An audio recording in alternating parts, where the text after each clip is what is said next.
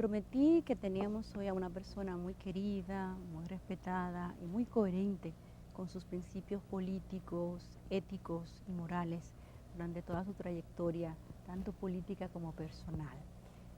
De mi parte le tengo muchísima admiración y hoy está con nosotros el licenciado Atoy Decán, presidente del Partido Revolucionario Social Demócrata. Buenas tardes, licenciado, ¿cómo está? Muy buenas tardes, Mayra. Un placer de comparecer a este programa tuyo. Antes había asistido a programas compartidos que tú tenías, pero no tenía la suerte de haber sido invitado a este programa y me da muchísimo placer porque quien te admira realmente he sido yo.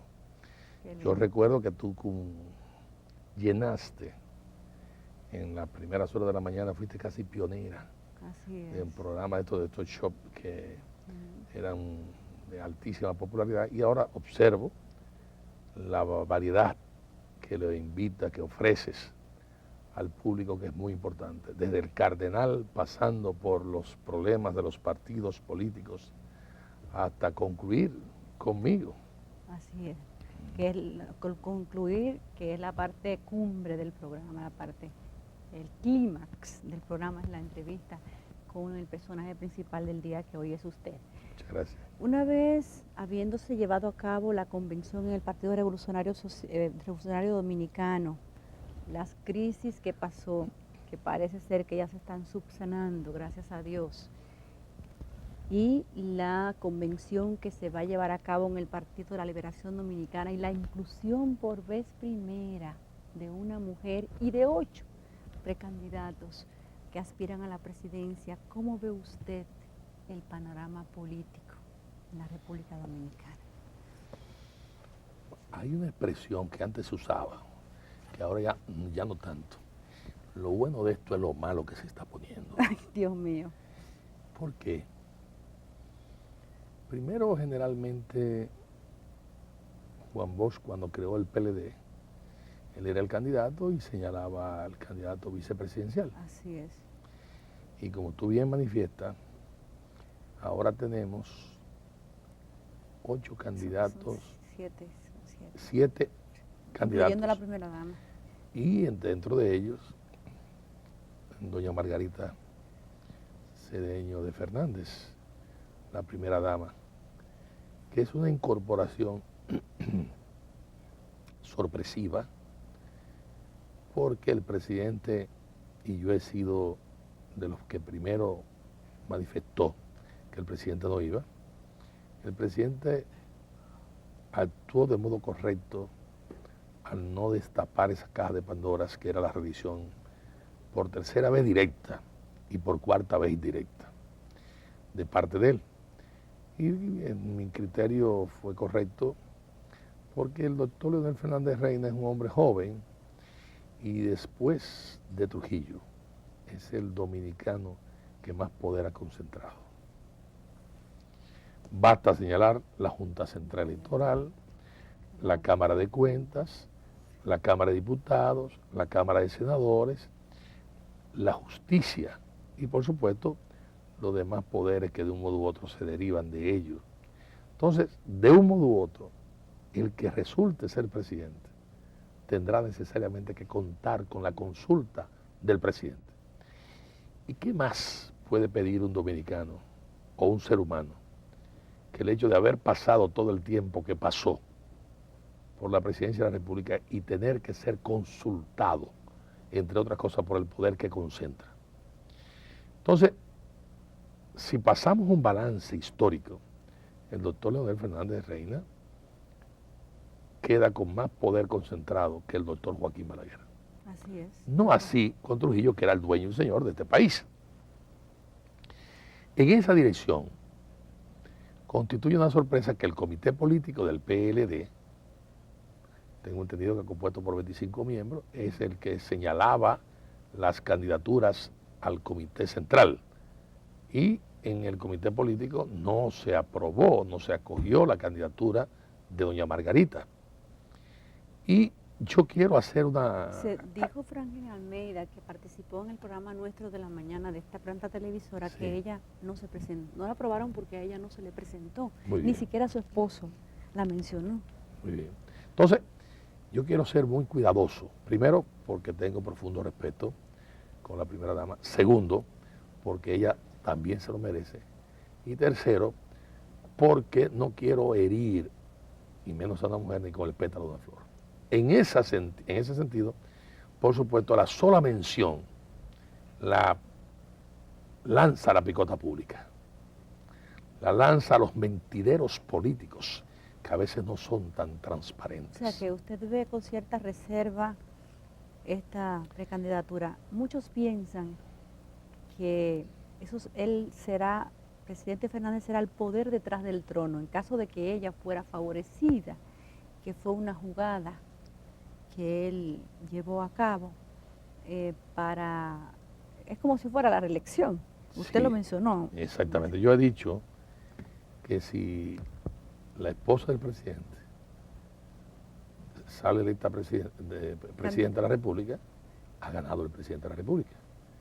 Pero si en caso contrario pierde, ha perdido el presidente de la República. Entonces la sociedad dominicana no merece realmente este tipo de maniobras. Yo creo que el presidente de la República hace muy bien con guardar un retiro, no solamente espiritual, sino material, en términos de que él y su familia no se retiren de la política, pero de las posiciones en este momento. Concluido el periodo, debían de retirarse, porque eso es lo que manda la ley en términos de no ir a una reelección presidencial. Por otro lado, muchos han pedido que ella renuncie a su condición de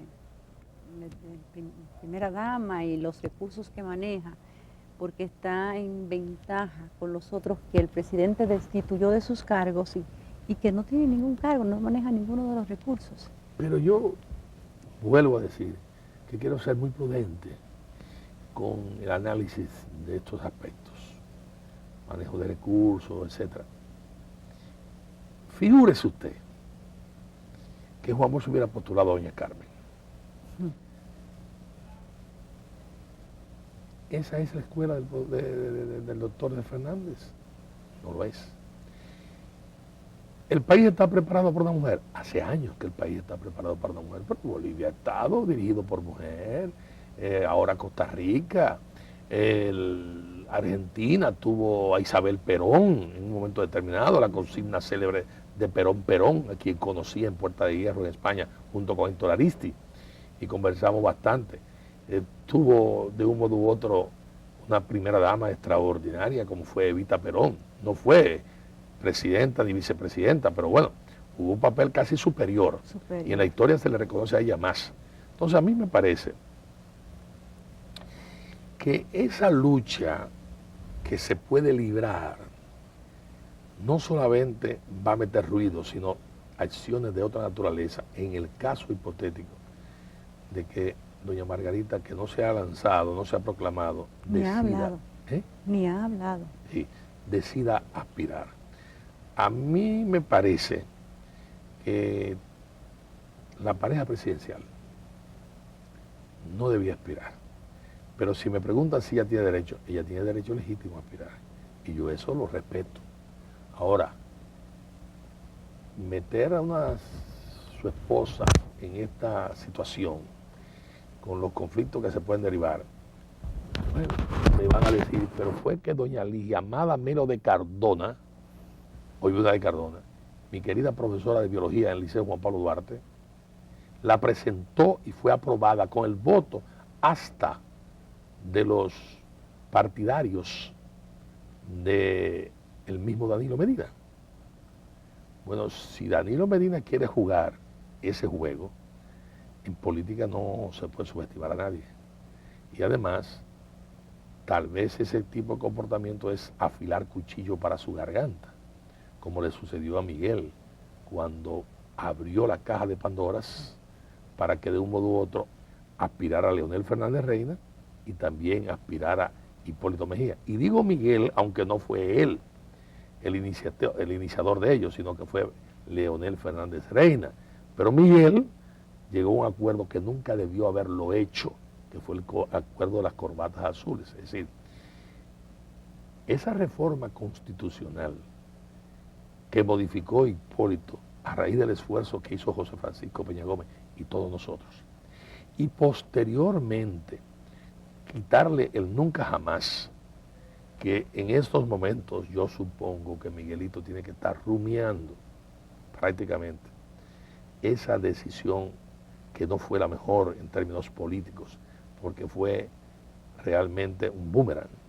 Entonces, en esa dirección, cuando Leonel Fernández Reina hace esa propuesta y Miguel dice, bueno, quitamos el nunca jamás, pero ponemos una prohibición en el primer periodo.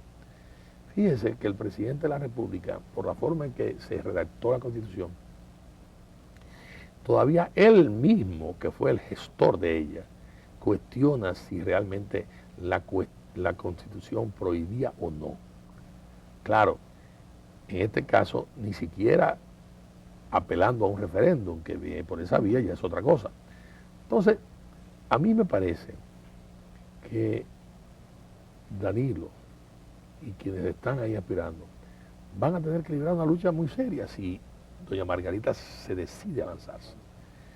Si no se decide a lanzarse y el presidente asume un arbitraje transparente, yo creo que es lo mejor para su organización y para el propio país. En caso contrario, es obvio que el presidente dispone de un poder político que es mayoritario en el Partido de la Liberación Dominicana, y te lo demostró el acto que hizo. Yo no sé si son ciertas los 2.200.000, porque aquí se exagera y se hiperbolizan muchísimas cifras. Pero fue un bonito acto, muy organizado, en donde obviamente la burocracia dependiente del presidente se empleó a fondo para servirle a aquellos tratados repetidos, muy probablemente, y llevados a unos carritos muy modernos de libreros, en donde de un modo u otro se veía con un gran proceso de organización. Y el presidente se permitió el lujo de decir, dispongo de todos estos poderes, pero me sacrifico.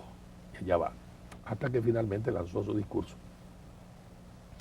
en donde de un modo u otro manifestó que no iba al proceso electoral y que iba a respetar lo que el partido escogiera.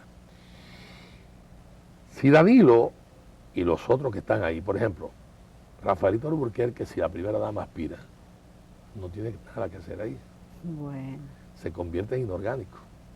¿Por qué? Porque se suponía que si el presidente no iba, y por supuesto no se hablaba de la primera dama, entonces habría posibilidades de que él tuviera una participación importante. En el caso de Danilo, obviamente sería derrotado por el presidente otra vez. Entonces, se quedaría en esa circunstancia Danilo con la expresión que él estableció de que el Estado me derrotó. Entonces eso habría que verlo. El que de un modo u otro tiene experiencia política sabe que eso va a meter muchos problemas en el seno del PLD y que los disgustados de las distintas fuerzas políticas, Partido Reformista, PRD Papache y PLD, estarían en condiciones de orquestar con otras fuerzas políticas un movimiento en donde la correlación de fuerza actual se cambiaría y entonces tendría así muchas posibilidades de que una tercera fuerza resulte triunfadora ante lo que habría o el menú que habría en términos de PLD, PRD, Papache. Entonces en esa dirección yo hago esa observación. Mire, yo no estoy diciendo que no aspire, doña Margarita, si ella quiere aspirar, que aspire. Solamente estoy señalando las consecuencias de lo que eso significaría, porque a nadie en este país ni en otra parte se le puede vender la idea de que el presidente guatemalteco, que se acaba de divorciar por conveniencias, porque la Constitución de Guatemala prohíbe la elección de un familiar, entonces, de esposa, entonces se han divorciado. Eso se parece a lo que hacen muchos dominicanos y de otras nacionalidades. cuando quieren legalizar su estatus en los Estados Unidos, que se casan con un puertorriqueño, con un norteamericano, para lograr su residencia. Entonces usted ve que los inspectores de migración van a entrevistarlo y van a saber si se consumó o no el matrimonio, si realmente, y le hacen preguntas hasta indiscretas para ver si en definitiva, o muy personales, para ver si en definitiva es verdad que existe esa comunión de matrimonial que no se está estafando al Estado. Entonces el caso de Guatemala es obviamente que eso es una verdadera barbaridad.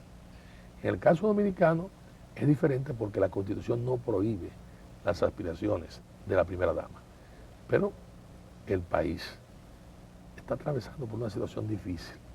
En otras palabras, se estaría caminando sobre el filo de una navaja. Totalmente de acuerdo con esa expresión suya. Bien, ¿y su partido y usted qué Bien. piensa hacer? Bien, nosotros estamos en un proceso de reorganización del partido, estamos trabajando, ¿cómo no? El partido va al proceso electoral, por supuesto, vamos con candidatos propios, pero no negamos la posibilidad de llegar a un acuerdo, siempre y cuando sea sobre la base de principios. Hemos dicho que no tenemos aliados preferidos. En estos momentos, hoy lo ratificamos, no tenemos acuerdos, no tenemos aliados preferidos. Las circunstancias determinarán. Por eso estamos viendo el panorama, estamos viendo cómo se desarrolla y en su momento, por supuesto, asumiremos la posición.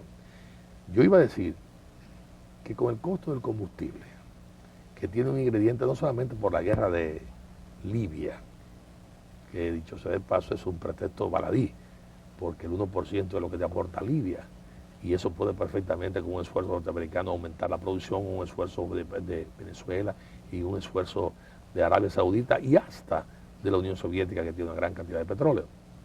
Y eso se resuelve. Pero esta especulación que se está dando del tema petrolero, que aquí se refleja de modo muy grave. El que de un modo u otro tiene un carro sabe que un carro de 6 cilindros y de 8, ahora tú tienes que meterle, aunque sea de gasoil, 4,000 y pico de pesos, que es una parte sustancial de un presupuesto. Entonces, tú observas que no hay empleo, que hay muchas cosas que se están vendiendo, que hay muchas quiebras, que este es un país extraordinario. ¿Por qué? Porque ha resistido todos los malos gobernantes y en definitiva sigue todavía de pie. Dice el fondo que la economía dominicana ha crecido y alaba la estabilidad económica del país, aunque tiene sus reservas con relación a las deudas, al endeudamiento. Vamos a analizar eso, porque yo fui de los negociadores con el fondo. Observe. Yo no he leído exactamente esa declaración, pero aquí es muy dable a estar hablando de crecimiento. Un crecimiento sobre la base de inyección de deuda externa no es crecimiento. Es una especie de hipoteca y de empeño que usted está haciendo del país. Que de un modo u otro, todo el que coge prestado o hipoteca algo, se la van a cobrar. Entonces no lo van a cobrar, ¿y de qué modo? ¿Está el país produciendo la cantidad de recursos, generando la cantidad de recursos para poder saldar el servicio de esa deuda y sus intereses? Una interrogante. Una. Dos. ¿Qué dice el Fondo Monetario? Que la miseria ha crecido. Porque la miseria ha crecido. Que el índice de desarrollo per cápita señala que hay un crecimiento de 3 puntos, etcétera. 5. De 5 puntos. Eso no es verdad. Aquí nada más hay que ver lo que está ocurriendo. Yo tengo mucho respeto por las autoridades del Banco Central, pero la autoridad del Banco Central lo que debían en ocasiones es colocar realmente una, ¿cómo le llaman cuando el visitante o el artista se va a preparar? Un camerino para seguir maquillando. Y la cantidad de maquillaje que están colocando, obviamente se desborda, porque finalmente, por más que usted quiera endulzar la situación, la realidad es que hay muchos problemas económicos, que hay muchas quiebras, que falta trabajo, que hay una deuda extraordinaria y que de un modo u otro hay una presión económica tan alta que aquí también se engaña en materia de electricidad. El Fondo Monetario Internacional, en un acto que se hizo en el Plaza Dominicana, con la presencia del presidente de la República y al que yo asistí, señaló el Fondo Monetario, que este es el país donde la tasa del kilovatio hora es más alta del mundo. Óigame, aquí está casi 26 centavos de dólares. En Costa Rica está 6 centavos de dólares. Entonces usted observa situaciones que se están produciendo gravísimas, como esta, Mayra. La incorporación ahora de la Falcon Bridge Dominicana al servicio que era generadora, ahora es consumidora, puede pagar, es dinero fresco, pero obviamente el Estado, mejor dicho, el equipo de servicio de generación de energía eléctrica no te permite una estabilidad en términos de la producción eléctrica cuando hay esos consumos. Bueno, con usted el tiempo es corto. Le reitero que este espacio está a su disposición. Cuando se decida qué va a hacer su partido, si va a concertar una alianza, si se va a lanzar. ¿Cómo no? Sería un gran activo político. Si decide lanzarse, pues este programa está a su disposición. Y cuánta experiencia, esas canitas no están de más. Muchas gracias. En esas declaraciones y en esa advertencia que hace para el panorama político que estamos viviendo. Un abrazo fortísimo, gracias por las invitaciones que cada diciembre me llegan, que no soy muy dada a mucho activismo social, pero siempre me llegan y las valoro. A su esposa, un abrazo y a toda su familia. Muchas gracias a ti, muchas gracias a todos los amigos televidentes. Bien. Hacemos una pausa. Gracias mil. Hacemos una pausa, volvemos en breve, no se nos vayan.